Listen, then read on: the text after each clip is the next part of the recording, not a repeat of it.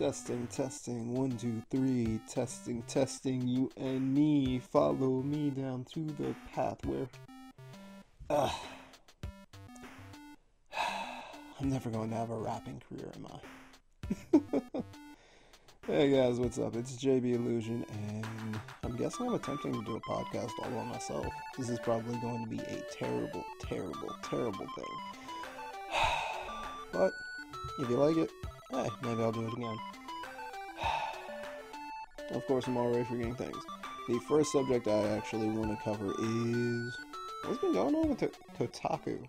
They came out with an article recently basically saying that they were blacklisted by, I believe, Bethesda and Ubisoft. So, Kotaku kind of did put out an article a while back about Fallout and where Fallout would be held. That was going to be in Boston, all these important facts, and kind of spoiled some stuff. Now, for me personally, I can speak from experience that that article got them money. It put food on the table for them. It definitely brought people who probably weren't on Kotaku's radar before, who didn't have Kotaku on their radar, to check it out, to look at it.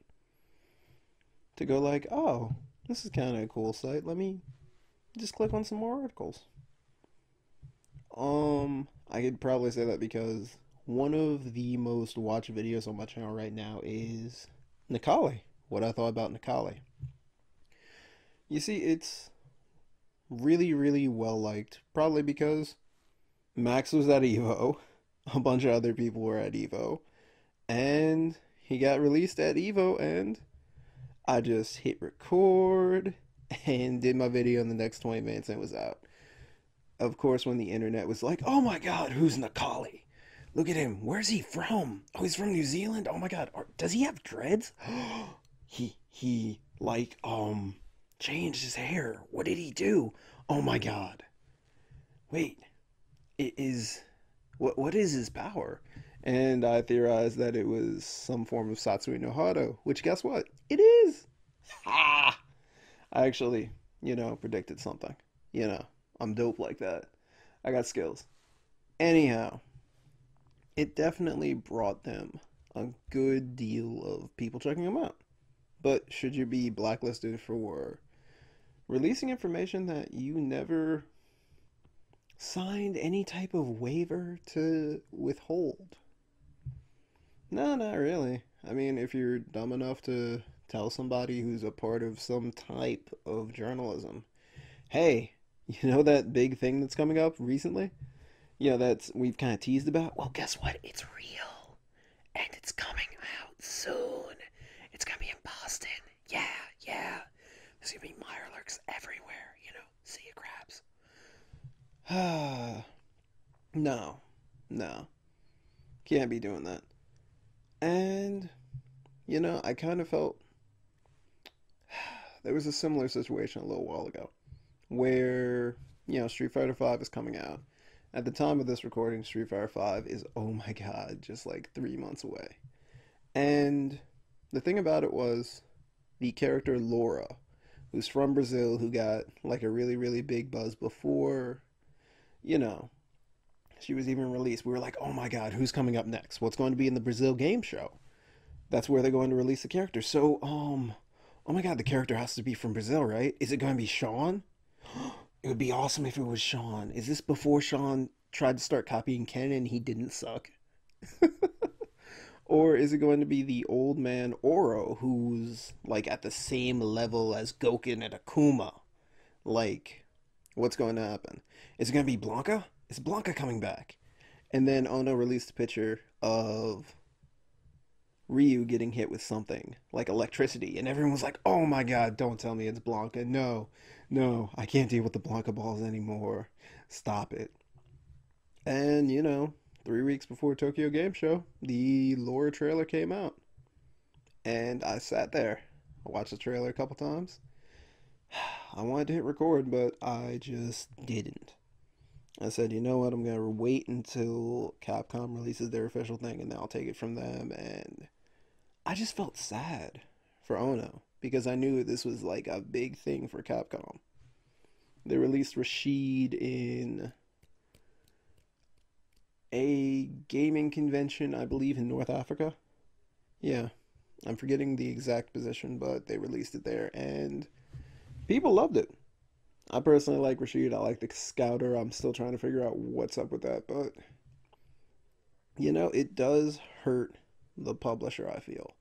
It I think it kind of hurts their whole plans. They planned out a bunch of stuff. You're getting ready to do it, but someone reveals everything. It's like that person that you're planning a surprise party with, and they just, they tell the person who's supposed to go to the party and be surprised that's happening like 2 days before.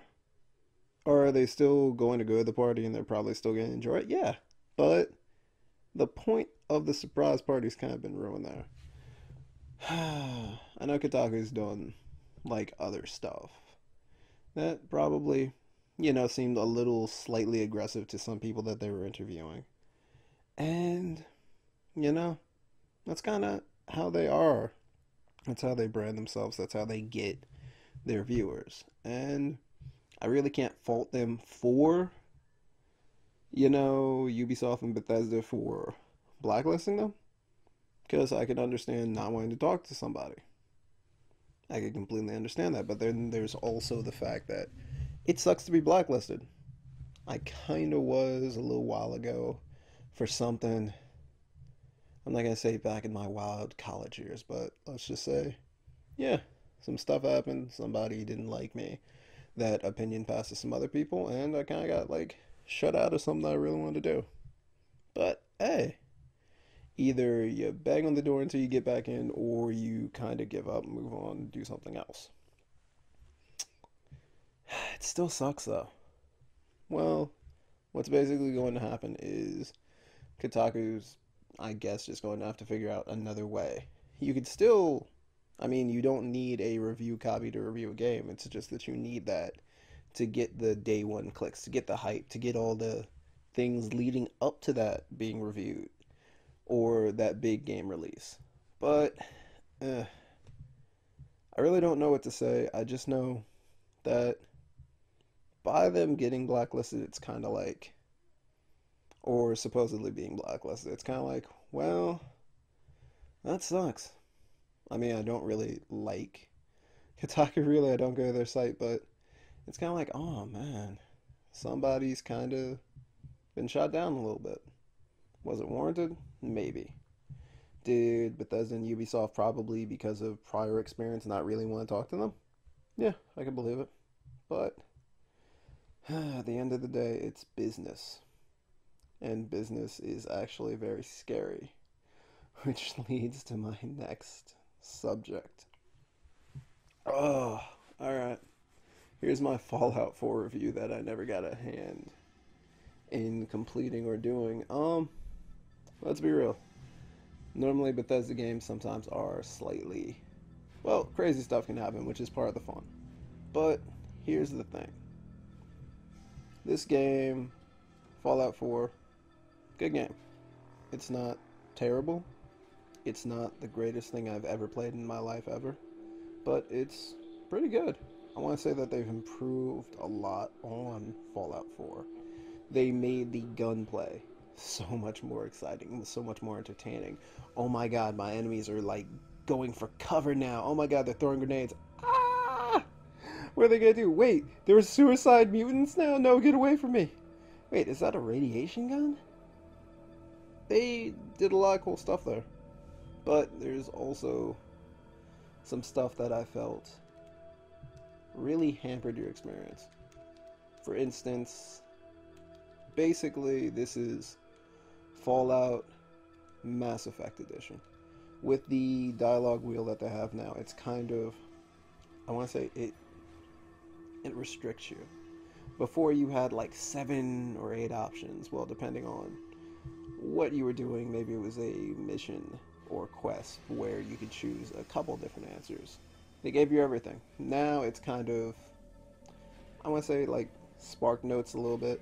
Like if the sentence is, there's a particular moment where someone is where you're taking a brain for someone to check out, and you could say, "Oh, let's be sarcastic, Igor. Igor, fetch me the brain." Like, haha, yeah, it's pretty funny. But I don't know. There are a couple times where I picked a choice, a decision that I didn't want, and that ended the conversation. So then I had to go talk to them all over again. And that part, being in an RPG, is just kind of like, really? I'm not used to that from Fallout 3, from New Vegas, and even for the guys who've been playing 1, 2, 3 New Vegas, and we're now super hyped for this. It's slightly a letdown, to be completely honest.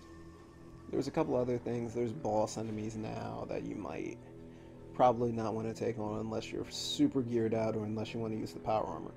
Power armor is super awesome. Having it being able to be upgraded, customized, having it be really, really open to you is kind of cool.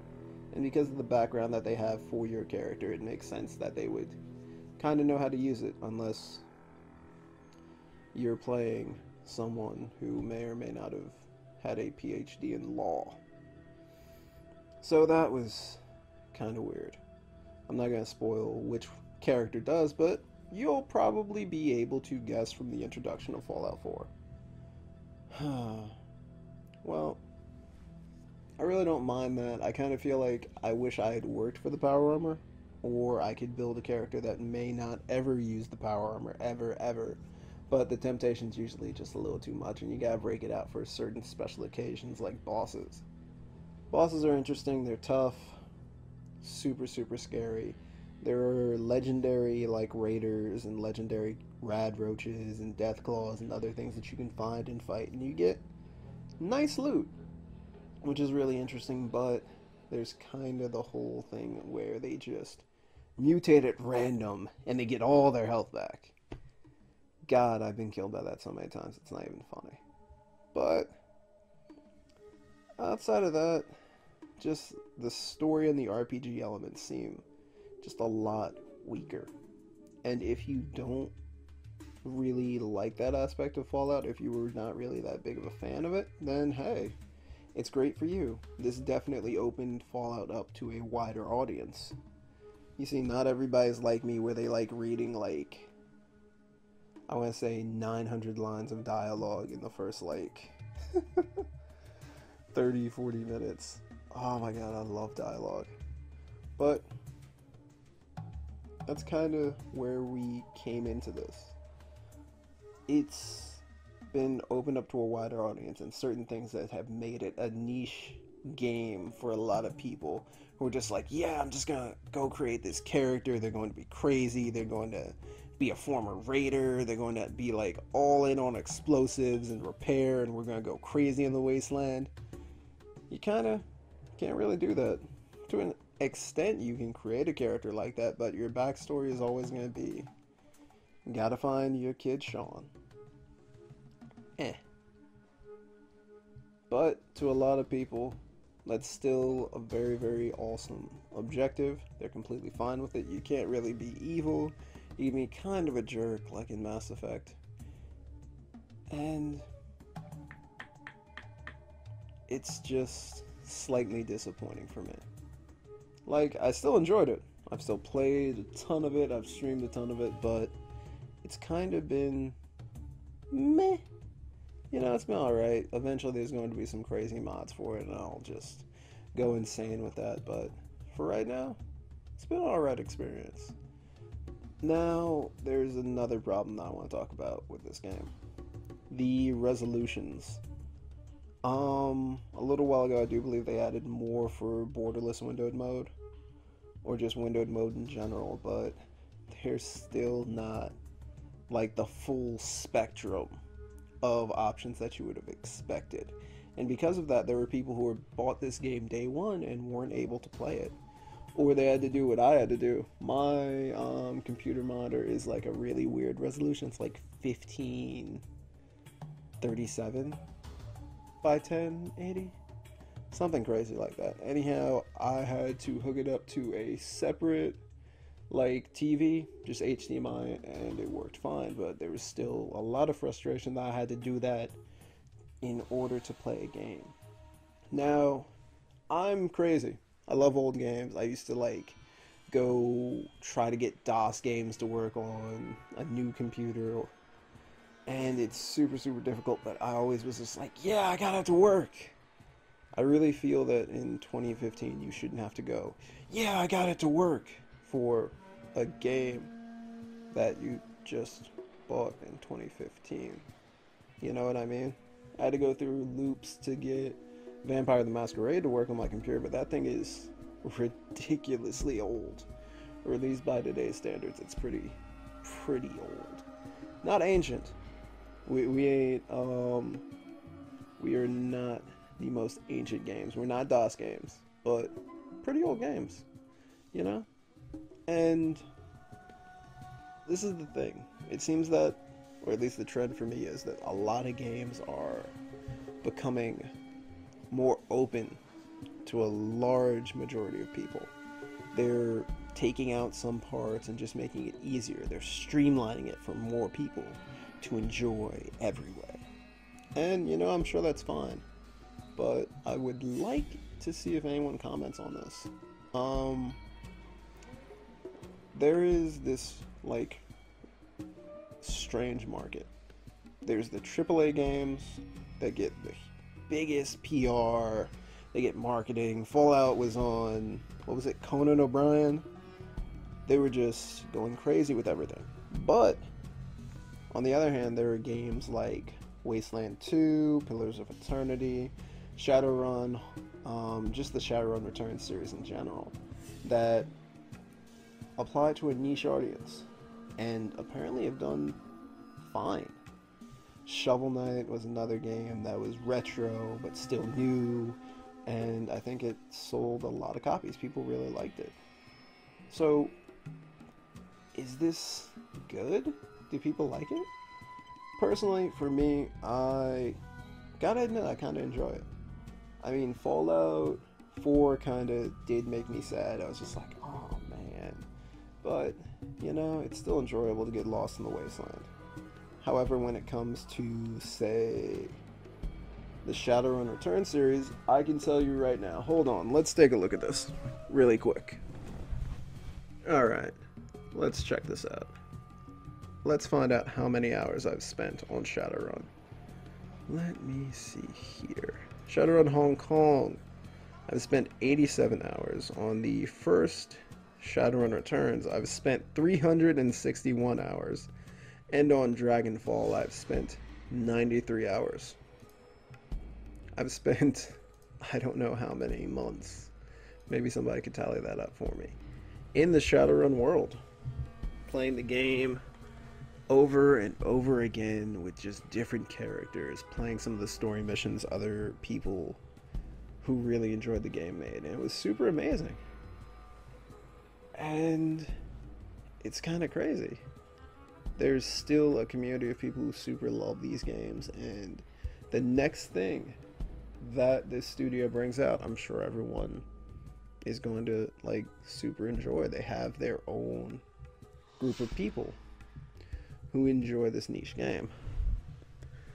I think it's awesome. You have the two spectrums. You have the games that have the best graphics, the best, I guess you could say, supposedly, I don't want to say gameplay, but yeah, what they're known for. And then you got like the small little like corner where a bunch of people are playing like D&D and strategy games and a bunch of other stuff. Mordheim, City of the Damned has also started ruling my life. I've been streaming that a ridiculous amount and really loved it. It's a lot of fun and it's very, very enjoyable.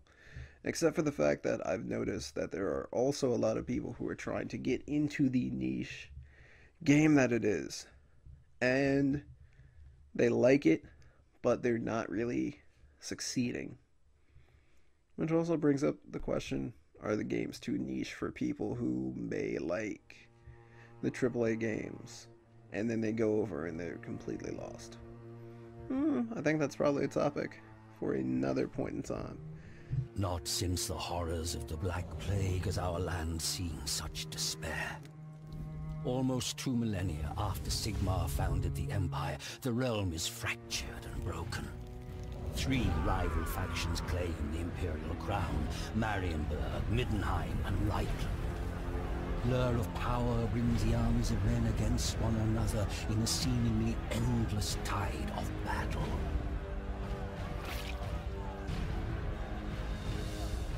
An island of peace in a sea of conflict, Mordheim drew wealth such as the city had never seen into its walls. But with its prosperity came the corruption of arrogance and hedonism and greed.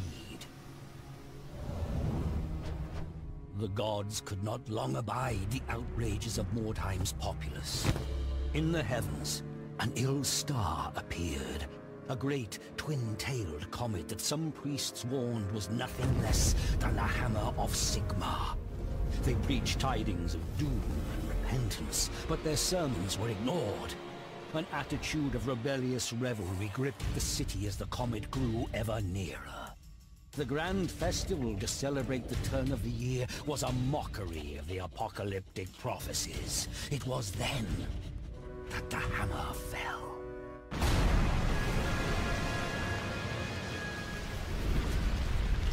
The fiery comet plowed through the city, gouging a deep crater in the midst of the poor quarter.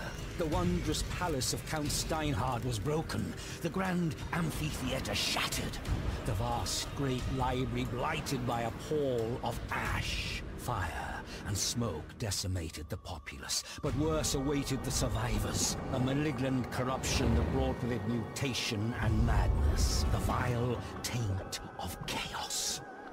In the shattered city, strange green-black stones were discovered. Strange energies emanated from these shards. Warlocks and alchemists experimented with these word stones and soon determined that their uncanny properties could work wonders. Wordstone could heal the sick, regenerate the old, or even turn base metal to gold. Lust for Wordstone focused avaricious eyes upon ruined Mordheim. Treasure hunters descended upon the city, vying with both mutated horrors that claimed the ruins as their own, and crusading zealots who sought to prevent the taint from spreading. Inhuman creatures filtered into Mordheim, staking their own claims. An endless pilgrimage of the greedy and ambitious, fighting and dying in a place now called the City of the Damned.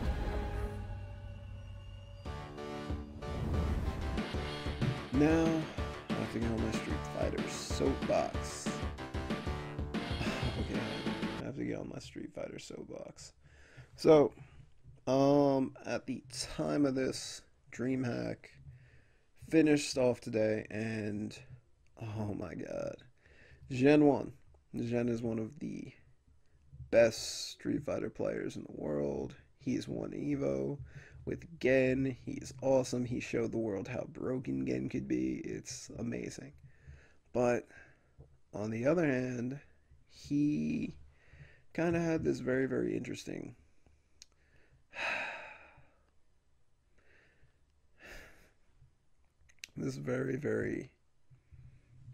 interview with F Word. He said, you know what, I'm gonna pick Gen, I'm gonna go hard, and I'm going to show the world that Gen can win a tournament, this tournament. So he was up against a very young player from, I believe, Norway, named Phenom. It was incredible. This was Phenom's chance to get into Capcom Cup, and he was up 2-1. Gen went to character select, and he picked Elena. So, for numerous reasons, most of which Elena can well heal in a fighting game. I think that her low-high mix-ups, a lot of things are just crazy. And Phenom lost. And then Gen went on to beat Luffy in winners finals with Elena. And everyone got on his case. Because, you know, he picked Elena. He counterpicked someone who's thought to be really, really strong. In this game, I was kind of just like, God dang it. This is just going to be like the year of Elena. at Capcom Cup. That's it. It's just going to be Atlanta Cup. And I was thinking about another time where I got super angry. And that's probably why Momochi isn't my most favorite player. But a while ago, Momochi was playing in New York. And he was playing against a local bison there named EMP Hero. I actually still don't know why he has that name. I thought EMP was kind of, out Triforces in Jamaica or somewhere. But anyhow, he was up. It was a really similar situation. He was up on Momochi. He was doing really great, and then Momochi just went to Atlanta and destroyed him. It made me sad, but here's the thing. I was super, super sad until I started watching Alex Valle's stream today. He's been doing some really crazy stuff. If you want to see some Street Fighter, go to Twitch, look at Level Up or Casablanca. Both of them have been putting in a ton of work, and they're really entertaining to watch. And he was talking about how he's seen the progression from other games and how it's basically, listen, she's really strong right now until someone finds the magic button. Now, I know that sounds crazy. Like, magic button? What do you mean? No, magic button exists. Like, when you're having a really, really tough time in a matchup in Street Fighter, and you just find this one button that for some reason just stops the opposition in their tracks, and they need to rethink their game plan. That does happen every once in a while. It's really kind of nice. You figure out, wow, so I can stop that with this. And then your opponent may have no recourse. That may be all that they know, and then they just say, well, I'm just going to keep doing it. It'll hit you eventually. Hey. I also remember there was a person who was talking about the evolution of Marvel vs. Capcom. And at one point in time, the character Virgil, who is almost on like every team because he's like a glue that can just make a lot of stuff work. Him and Doom, they can make a lot of stuff work. He was thought of to be terrible until someone figured it out. Same thing with, well, I want to say Phoenix is probably an Elena situation. The character of Phoenix, Jean Grey. Jean Grey, fights. She gets a certain amount of her 5 bars, which is a ridiculous amount actually. And then you hit her, you take her down to low health, and then she turns into Phoenix. And Phoenix is ridiculously powerful, yada yada yada. There's also something called X Factor in the game, which makes you a lot faster, a lot stronger. It's crazy. So you have this ridiculously powerful character with X Factor running around and just like wrecking entire teams. And then you have the technology that has been discovered. The just things that certain characters can do to stop her. Eventually it got found out. Eventually people found out how to stop Phoenix, and they do it. If you want to see an example of that, just Google Noel Brown versus B-Ball. B-Ball plays the character Frank West. Yes, awesome Frank West is in this game. Chucking zombies just like in the games. And, well, in the other games. And there's a cool move they can do to just completely stuff everything the Phoenix does on her transformation from Jean Grey into Phoenix. And it's over after that. If everything's set up and he gets it right. There is someone who's going to be able to stop what's going on. It just takes time for people to figure it out. I was super salty for a little while. I feel a little bit better now, but there's still this kind of like, I just want to see character specialists go at it. You know what I mean? I want to see someone who just stays with one character, but that might be a sign of things to come, because when Street Fighter V drops, I think it's going to be back to learning every single character, just in case, you know what? I'm just going to pull out that one character that someone else might not know about. That's what I'm thinking it's going for. Coming to, at least. Anyhow, this has been my kind of podcast. I didn't really know what to do. I'm definitely going to edit this a little bit. But anyhow, thank you guys for listening. And if you liked it, tell me. Pretty please, with sugar on top. Anyhow, this is JB Illusion signing off, everybody. Peace and welcome to the podcast.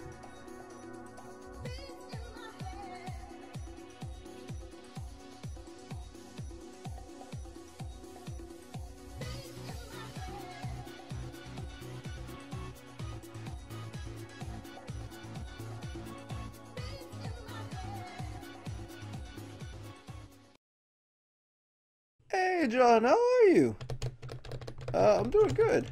How are you, man? What are you playing? Oh, I'm playing Street Fighter. You wanna play? I got a spare stick. Okay, I really don't know too much about it. Oh, don't worry. It's easy, man. It'll be alright. What did you just hit me with? Your character turned red. Oh, see, you just gotta hit these two buttons and you gotta hit this as well to get that started right there. You know, it's awesome. You get crumple off it. It's really good, but you need a certain amount of meter. What? Oh, no. Or, better yet, you can set your stick up so you hit these two buttons right here and you just get that red focus. Easy. You know, I'm pretty sure they don't allow that in tournaments. You know, that's that online warrior tech. You know what I'm talking about? No. Is there maybe someone easier that I could play? You could try. Ken. You know what? You could always go Elena, man. Elena? How does she work? It's pretty easy. Here's a couple specials. See, like right there. It'll get you started. Okay, cool. Let's play another match. Alright, let's go. Healing.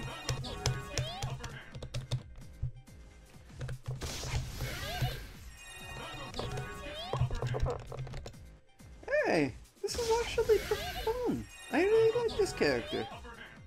Well, I hate her. And you. Get out of my house.